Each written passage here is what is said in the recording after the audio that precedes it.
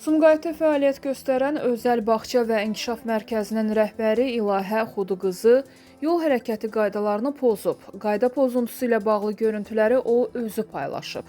Məlum olub ki, İlahə Xuduqızı azyaşlını avtomobilin ön oturacağında əyləşdirərək hərəkət edir.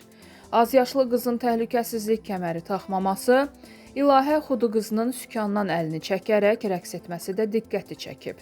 Onun azyaşlının həyatını təhlükəyə ataraq video çəkməsi izləyicilər tərəfindən birmənalı qarşılanmayıb.